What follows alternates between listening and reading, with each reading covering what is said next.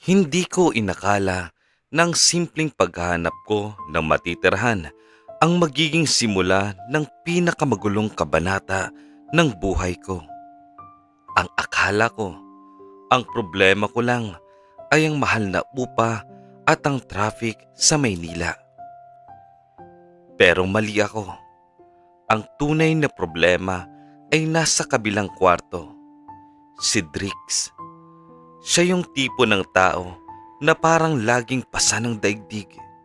Seryoso, istrikto, at ubod ng gwapo na nakakainis. Isang bubong, dalawang magkaibang mundo, at isang kasunduan na bawal ma-inlove sa roommate. Pero paano mo pipigilan ang puso kung sa bawat goodnight at bawat tingin niya parang unti-unting gumuguho ang pader na itinayo mo? Ito ang kwento kung paano naging tahanan ang isang tao na akala ko ay transient lang sa buhay ko.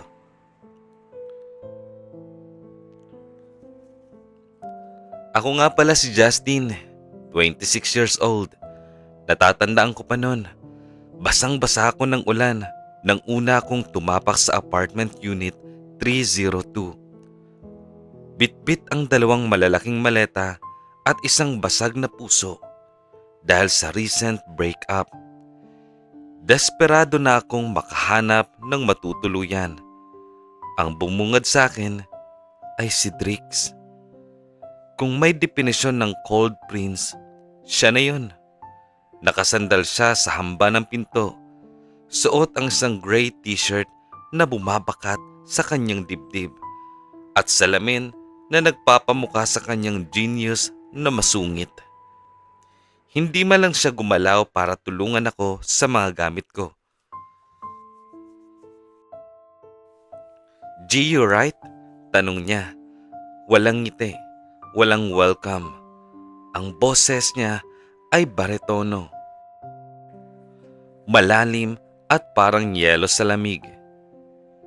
"Ah, oo. Ako yung nag-text." Sagot ko habang pinupunasan ang tumutulong tubig sa noo ko. Nanginginig ako sa lamig ng aircon na sumalubong sa akin mula sa loob. Pinapasok niya ako. Malinis ang unit. Sobrang linis na parang walang nakatira. Minimalist ang design. Puro white, gray at black. Parang pagkatao niya. Walang kalat, walang personality, walang buhay. Agad niyang inilatag ang house rules na nakadikit sa fridge gamit ang isang itim na magnet. Rule number 1. Hugasan agad ang pinagkainan. Ayoko ng ipis. Rule number 2. Hinaan ng boses pagkalampas ng 10 p.m. Nagtatrabaho ako sa gabi. Tumingin siya sa akin ng diretso, mata sa mata. Yung titig na parang binabasa ang buo kong kaluluwa. Walang pakialaman sa personal na buhay. You do you, I do me. Don't cross the line. Tumango ako, pilit na ngumingiti kahit gusto ko na siyang irapan. Deal. Wala naman akong balak makialam. Gusto ko lang na matutulugan. Sa isip-isip ko. Madali lang to. Iiwasan ko lang siya. Guwapo sana, kaso parang robot. Pero hindi ko alam na sadyang mapaglaro ang tadhana. Sa mga sumunod na linggo, naging routine namin ang mag-iwasan. Siya sa umaga, ako sa gabi. Pero sa maliit na espasyo ng apartment, hindi mo maiiwasang magbunggo ang inyong mga mundo. Akala ko talaga robot siya. Pero nagsimula ang pagbabago isang gabi ng Biyernes. Umuwi akong lasing. Hindi naman super lasing na gumagapang na. Pero sapat pa para mawala ang hiya ko at maging clumsy. Galing ako sa party ng opisina. Sinusubukang kalimutan ng ex ko. At sa kamalas-malasan, nadatnang ko si Drix sa sala. 11:11 na ng gabi. Nakaupo siya sa sofa. Laptop sa kandungan. Salamin sa mata. Ang gwapo niya. Kahit nakakunot ang noo. Ang ingay mo magbukas ng pinto. Sita niya nang hindi tumitingin sa akin. Sorry naman, sagot ko habang tinatanggal ang sapatos. Sa pagbalanse ko, natalisod ako at bumagsak sa throw pillow sa sahig. Inihanda ko na ang sarili ko sa sermon pero sa halip ay naramdaman ko ang paghawak ng matitipuno niyang braso sa bewang ko. Inalalayan niya ako paupo sa sopa. Ang lapit ng mukha niya. Naaamoy ko siya. Amoy kape at mamahaling sabon. Lasing ka ba? Tanong niya. Wala nang talim sa boses niya. Parang sinusuri niya kung may sakit ako. Konting tipsy lang. Biro ko habang nakatitig sa mga mata niyang dark brown. Kapag malapitan. Bakit? Nag-aalala ka ba? Hindi siya sumagot. Pumunta siya sa kusina at bumalik na may dalang tubig at gamot. Inumin mo to para hindi sumakit ang ulo mo bukas. Dumampi ang daliri niya sa kamay ko. Ang init. Nagtanong ako kung bakit bigla siyang mabait at pinaalala ko ang rule na walang pakialamanan. Natigilan siya. Saglit kaming nagkatitigan. Sa ilaw ng lampshade, nakita ko ang paglambot ng ekspresyon niya. Ayoko naglilinis ng suka sa sahig ko. Sagot niya bago bumalik sa kwarto. Pero bago niya isara ang pinto, sinabi niyang matulog na ako at huwag mag-isip ng kung ano-ano. Yon ang unang beses na naramdaman kong may tao sa likod ng yelo. At sa gabing yon, sa gitna ng hilo at antok, naramdaman ko ang unang tibok ng puso ko para sa kanya. Hindi pala siya bato. Tao lang din siya na marunong mag-alaga. Simula noon, nagbago ang hangin sa Unit 302.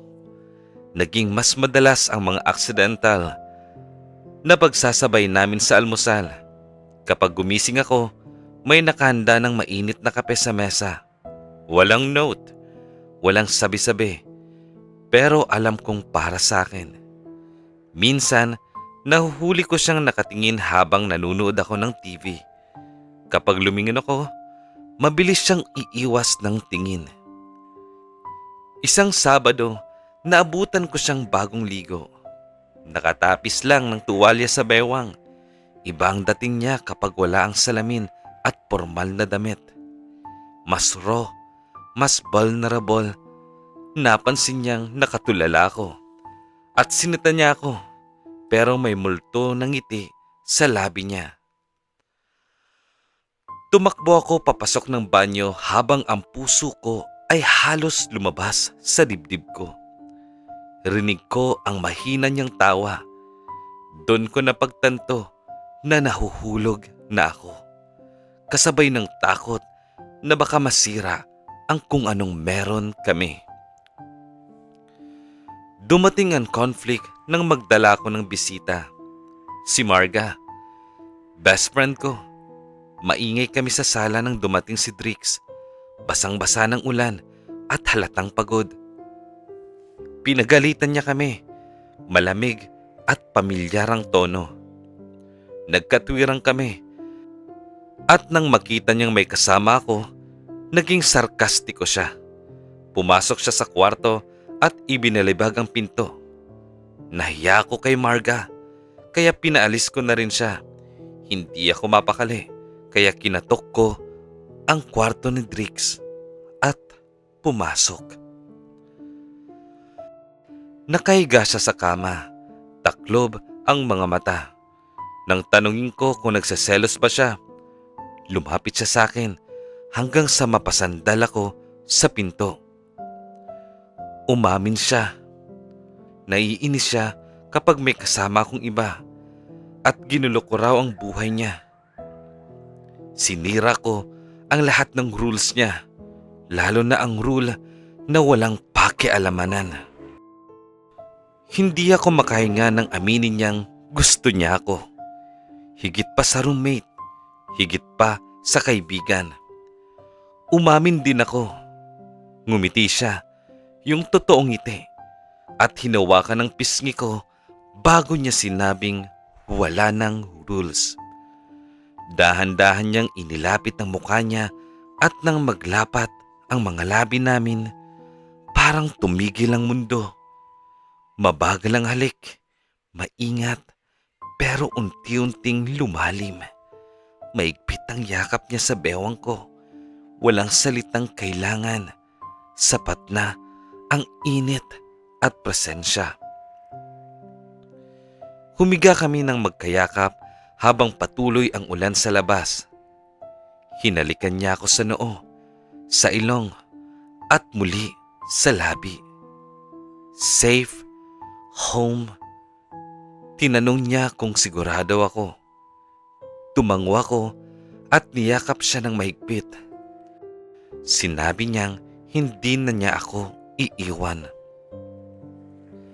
Nagising ako kinabukasan na may braso siyang nakayakap sa tiyan ko. Mahimbing pa siyang natutulog. Payapa ang muka. Nang gumalaw ako, hinigpitan niya ang yakap at humiling ng 5 minuto pa. Ngumiti ako at hinalikan siya sa pisngi. Lumipas ang ilang buwan, nasa Unit 302 pa rin kami. Pero iba na ang setup. Wala na ang listahan ng house rules sa fridge. Pinalitan na ito ng mga Polaroid pictures naming dalawa. Iisa na rin ang kwarto namin. Tinawag niya ako mula sa kusina dahil lalamig na ang kape. Niyakap ko siya mula sa likod at nagpasalamat. Ngumiti siya at sinabing siya ang dapat mag-thank you dahil ginawa kong tahanan ang bahay na to. Dati, naghahanap lang ako ng matutuluyan. Pero nahanap ko si Drix at sa piling niya, alam kong hindi na ako muling maliligaw. Siya ang aking roommate, ang aking kaibigan, at higit sa lahat, ang aking mahal.